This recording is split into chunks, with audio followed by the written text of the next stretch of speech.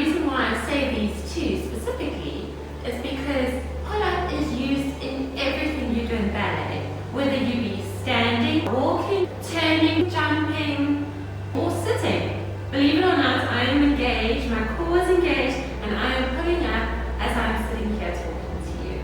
And then next off is the 6 positions of the feet. The reason why this is so important is because every movement you do in ballet, you will be standing in one of the 6 positions. So this is the perfect place to start. So without chit-chatting anymore, let us actually move on to the content that you are actually watching this video for. Okay, so the first thing I mentioned that we are learning about is pull-up. What I want to say about pull-up is that it is one of the most important aspects of ballet. No matter what you do, as I said before, you are using pull-up. Now, what this creates is a very strong core. It creates strong back muscles as well as strong pelvic floor muscles. Now, as you get older, you will learn that these muscles are extremely important to keep strong. I really want you to feel what pull-up should feel like, and the best way to do this is by using one of the breathing techniques that are used in Pilates, and we're going to do that by lying on our backs. I've got this colored towel here so that you can actually see what my back is doing with all this black floor and the black outfit I'm wearing. So you're going to lie on your back. So as I lie here, you can see my back is neutral. Back will be relaxed. Okay, so the natural curvature of the spine. Next off, you want to make sure that your feet are in line. So your right foot is in line with your right hip and your left foot is in line with your left. Okay, now, how the breathing technique goes, you're going to breathe in through your nose and out your mouth. Okay, so in through your nose, out your mouth. Now, as you breathe in, I want you to take the oxygen into your lungs. So you're going to breathe in wide. As you breathe out through your mouth, you are going to push your spine into the floor and engage your tummy muscles. So you're almost using your tummy muscles to push your spine into the floor. And while you are doing that, this is a lot to remember, I know, you're also going to close your rib cage. Okay, so you're making sure you're exhaling all the oxygen out. Okay, so let's try together. Breathe in through the nose, out through the mouth, tummy in, push your spine into the floor, all the oxygen out. You will feel that everything is compact here, but at the same time it should feel lengthened. So you see how I pushed my spine into the floor. I can't get my fingers in. That is a good test. Let's try that again. In through the nose, out the mouth. Now I'm going to add something else onto it. As you are breathing out, make sure that you are engaging your pelvic floor muscles. So you're almost sucking your wee muscles in, if I could say that. That's the most practical way to think of it. Okay, so let's try again. In through the nose, out through the mouth. Okay, now your pelvic floor should be pulled in, your tummy should be pulled in, your spine should be along the floor, and your rib cage should be closed. You can see my rib cage isn't doing this. It is closed. Okay, so now this you're going to practice a couple of times on your own, and from there you'll be able to stand up and have a better sensation of what pulling up is with regards to engaging the core muscles, the pelvic floor muscles, the back and the rib cage. So let's stand up and translate it. Okay, now in the standing position you're going to do exactly what you did there on the floor, standing. Okay, so I'm going to face sideways on for you. Breathe, your back is nice and neutral. Breathe in through your nose and out through the mouth. Tummy in, pelvic floor muscles engaged, and the back pushed out. And that is the kind of sensation that you want. You can see as well, my ribs aren't doing this. This is what we don't want. The ribs need to close, and that breathing technique on the floor will help you to achieve that. If you're struggling to get it right while standing, then go back to the floor and just carry on practicing that. Breathe in through the nose, taking in all the oxygen sideways. Out through the mouth. Tummy in, engage your core. Pelvic floor muscles in, wee muscles in, and close your gates. I like to call them rib cage your gates. So you're closing your gates. Okay. So there we have the correct posture around the core area. Now we're going to take it another step. Okay. We're going to engage our glutes, our booty, as you do it now. So let's try again. Breathe in through the nose, out the mouth, tummy in, wee muscles in, close your gates, and squeeze your thumb. And there you have it. I hope you guys did it. If not, don't worry, go back to the floor, continue practicing like I said, and then stand up, continue practicing, and then add the glutes in. So remembering everything from the breathing technique, from when you breathe out, everything is activated. Okay.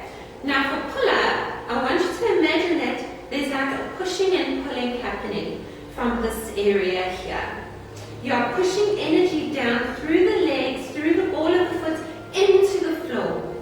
And from the hips up, you are lifting up, up, up, up, lifting, lifting. As you are lifting, be sure that you're not letting go of the ribs or anything that's happening here. You're still keeping this all nicely together and activated. Lifting up, shoulders back, and the lift comes all the way through. Here's our Pollyanna. This clump of hair underneath where I tie my Pollyanna. It's coming from there. So imagine pulling from there. So you're pulling up towards the ceiling and pushing down into the floor at the same time. Okay, don't pull this part of your hair, because then your chin's going to go up and you're going to pull up from the wrong place, and not from the back of the hair because you don't want your chin down. You want it in a nice neutral position and no poking of the chin. Okay, so that is for the correct pull-up. Now we're going to move on to the positions of the feet, now that we know how to do all of that. And please, again, don't worry if you don't get it right the first time. You probably won't get it right the second, third, or fourth time. But keep at it, keep trying, and you will get it. And then just a quick disclaimer before we move on to the positions of the feet, and that is that I am a qualified Shiketi ballet instructor. So the terminology I use may be different to what you've heard before or to other ballet methods. So first things first. First position. Okay. This is basically, if you were to start ballet at the age of 3 years old, this is the position that they would first teach you, besides the position. So basically all that you do is your heels touch each other. That's all it is. If I were to explain this to children, I would say, imagine your heels have got lips and they are kissing each other. Kissing heels. Okay, so now from there, we're going to go back to our breathing technique. Breathe in. And as you squeeze your bum, you will feel something happening here. You want to feel like you are turning out from here. I actually want to just touch on one thing about the pull-up. Is that generally as humans, when we stand, if you imagine this is your hip socket, and this is this bone here. Just the femur, I'm not sure. Okay, this is the situation here. As we stand and we chat and whatever, we are literally pushing our hips down onto our socket like this. So this is what's kind of happening. So there's not much space for movement. So basically what's happening now with the pull-up is you're actually lifting your hip socket up so that the leg can move more freely. Okay. So we're going to go back into first position, kissing heels. You're going to pull up, tummy in, close your gaze, shoulders back, engage your glutes, and almost feel like this. Like someone is taking